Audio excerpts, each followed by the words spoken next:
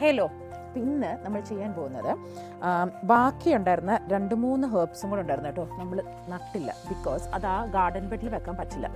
അതിൻ്റെ ഞാൻ നേരത്തെ പറഞ്ഞ പോലെ അതിൻ്റെ റൂട്ട് ഭയങ്കരമായിട്ട് ഒത്തിരി വളരുന്ന റൂട്ടാണ്. അപ്പോൾ നമ്മളത് ആ ഗാർഡൻ ബെഡിൽ വെച്ചാൽ ബാക്കി എല്ലാ ചെടികളെയും അത് കൊല്ലുമെന്നാണ് പറയപ്പെടുന്നത്.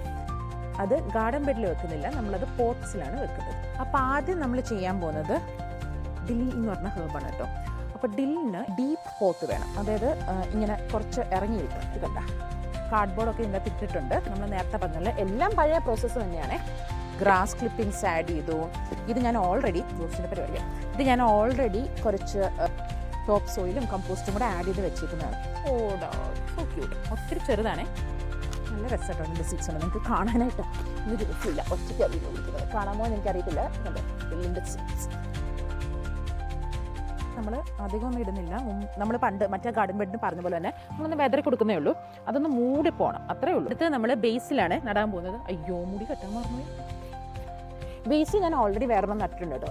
എന്തോ ഒരു കോക്ടെയിൽ ഉണ്ടാക്കുന്നതിനിടയ്ക്ക് ബേസിൽ ലീവ്സ് വേണമെന്ന് ആണ് ആ കോക്ടെയിൽ പേജിൽ പറഞ്ഞത്. അപ്പോൾ അതിനു വേണ്ടി ഞാൻ അസ്റ്റേന്ന് വാങ്ങിയ ബേസിലാണ് മറ്റേ ചെടിയായിട്ട് കിട്ടത്തില്ലേ. എന്നിട്ട് ഞാനത് ബാക്കി വന്നത് ഇങ്ങനെ നട്ടു വെച്ചു കേട്ടോ. എന്നിട്ട് ഇത് ഒത്തിരി വളർന്നു.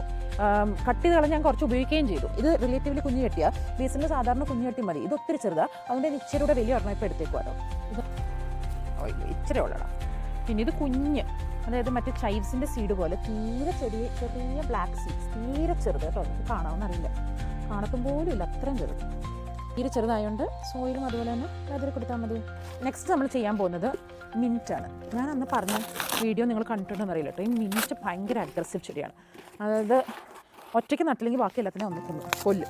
ഭയങ്കര റൂട്ടാണ്. അതുകൊണ്ടാണ് നമ്മൾ ഒരു 30 സെൻറ്റിമീറ്റർ വീതിയെങ്കിലും ഉള്ള പോട്ടിൽ വേണം മിൻറ്റ് നടാനായിട്ട്. അതുകൊണ്ടാണ് നമ്മൾ എൻ്റെ കയ്യിലുള്ള ഏറ്റവും വലിയ ചട്ടി ഇതിൻ്റെ അകത്ത് നടുന്നത് കേട്ടോ. ഇന്ന് കണ്ടു മിൻറ്റിൻ്റെ എങ്ങനെയാണ് പോയിരിക്കുന്നത് സീഡ്സൊക്കെ. അയ്യാ, ഇത് ഭയങ്കര ചെറുത്. നമ്മുടെ കടുകൊന്നും ഇല്ല, കടുകിൻ്റെ അത്രയൊന്നും ഇല്ല. സീ,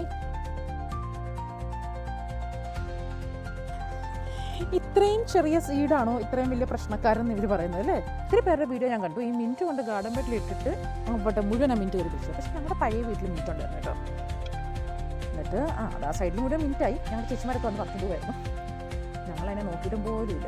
അന്ന് എനിക്ക് ഇത്രയും ഗാർഡൻ പ്രാന്തി ഇല്ലായിരുന്നു. മീൻസ് ഇപ്പോഴാണ് എനിക്കത് തന്നേക്കുന്നത്.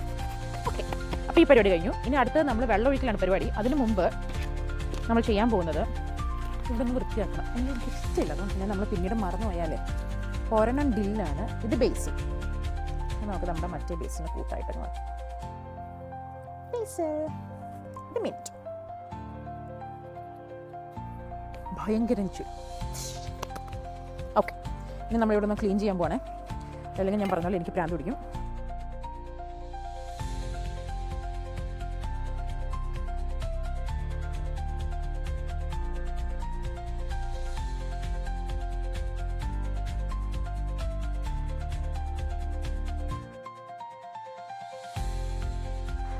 അത് കണ്ടോ, ജോഫിന്ന് സെറ്റാക്കി തന്ന. ഇനി അവിടെ കല്ലിടണം. ഞങ്ങൾ ഇതുവരെ കല്ല് വാങ്ങിയിട്ടില്ല. അപ്പോൾ ഇന്നത്തെ പരിപാടി അവസാനിച്ചു.